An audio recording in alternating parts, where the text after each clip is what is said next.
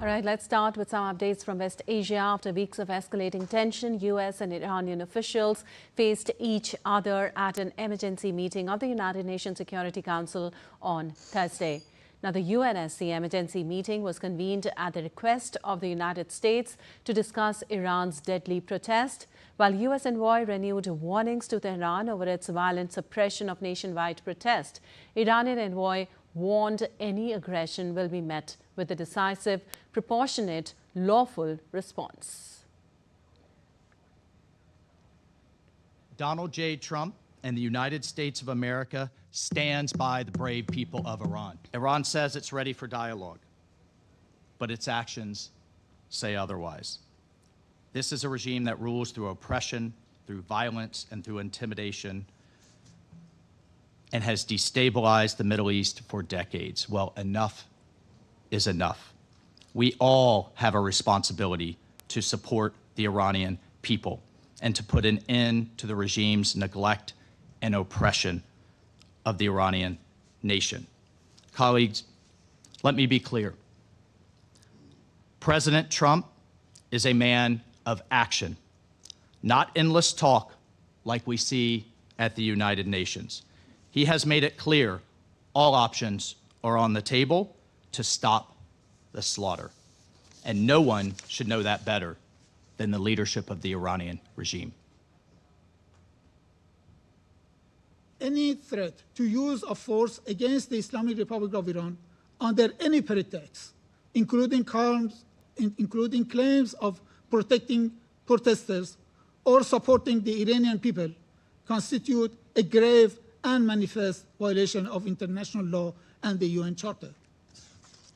Such unlawful actions directly breach Article 2.4, which prohibits the threat or use of force, and Article 2.7, which enshrines the principle of non-intervention.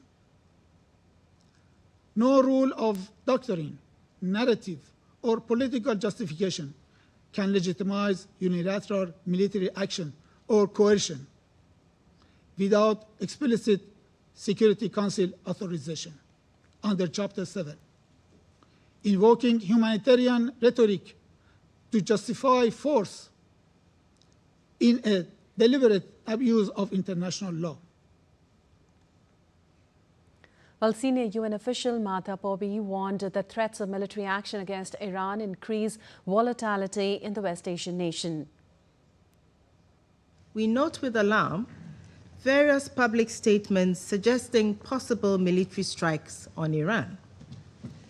This external dimension adds volatility to an already combustible situation. Well, meanwhile, White House spokesperson Caroline Leavitt on Thursday said that US President Trump is closely monitoring the situation on the ground in Iran. The president and his team are closely monitoring this situation, and all options remain on the table for the president. Well, the United States, meanwhile, imposed new sanctions on Thursday on Iranian security officials and financial networks, accusing them of orchestrating a violent crackdown on peaceful protest and laundering billions in oil revenues. Also, U.S. Treasury Secretary Scott Bessent announced the measures in the wake of the biggest anti-government protest in the history of the Islamic Republic.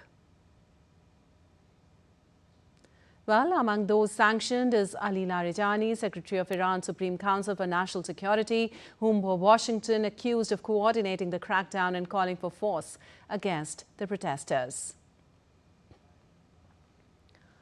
Also, 4 regional commanders of Iran's law enforcement forces and Revolutionary Guard were also sanctioned for their roles in the crackdown in Loristan and Fars provinces.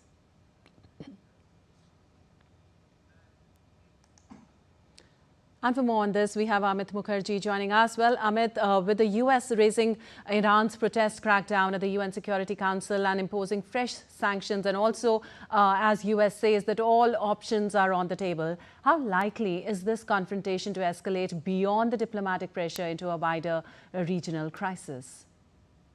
Well, more than escalation, Lipakshi, at this point of time, everybody is looking at a de-escalation at this point in time, because all these Gulf countries who are involved in negotiating some sort of a peace some sort of a, scaling down of, the tensions in the region. Everybody is busy working together. In fact, a lot of diplomatic efforts have been put in by Oman, Saudi Arabia, Qatar, and other, Gulf countries who are likely to get also affected because of, in case things go out of hand in this region, and in case a military action is kind of initiated by the US on Iran. So, which is why they are kind of, in constant talks with the US administration. And also, the US administration is watching, like Carolyn Leavitt has said, the president is watching the situation very, very closely. Although the options are on the table of the president, but, the whole idea is to kind of look at how things can be de-escalated without loss of life. In fact, those 800 people who were to be executed by the Iranian administration. That is what, the pivot of the entire situation is right now, because everybody is looking at how to avoid execution of those 800 people, including Irfan Sultani, who were to be executed in public, because on charges that they had kind of instigated the mob against the Iranian administration. So at this point in time, although it's not very, very clear as to what is happening, or what the ground reality is, the US administration for the time being has said, the president in fact had said that there will not be any action, and on the assurance that those 800 people will not be executed. In fact, over the weekend, while planning any action, the US administration had also shown the president some previous executions and all, which was pretty horrible, and which was not, it was pretty horrible.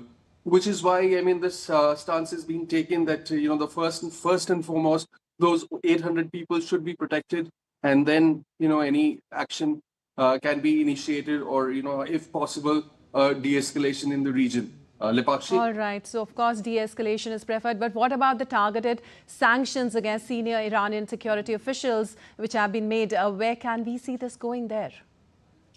Well, Lipakshi, of course, the sanctions that have been initiated are very clearly to kind of stop any access by the Iranian administration to international banking, because there were charges of money laundering, and they were kind of making a lot of money through illegitimate ways. That was the allegation of the US administration. Clearly, that is what they are trying to stop. Also, a lot of, again, talks are happening. US has also been weighing, what can be done in that particular region. In fact, Donald Trump had also had a discussion with Benjamin Netanyahu. In fact, Israel and Iran, if last year around the mid-year, they had engaged for a brief while. So also, to take stock of situation, the US is also, mulling all sorts of, pros and cons before taking any action as far as Iran is concerned. Lipakshi? All right. Thank you so much for all that analysis right now.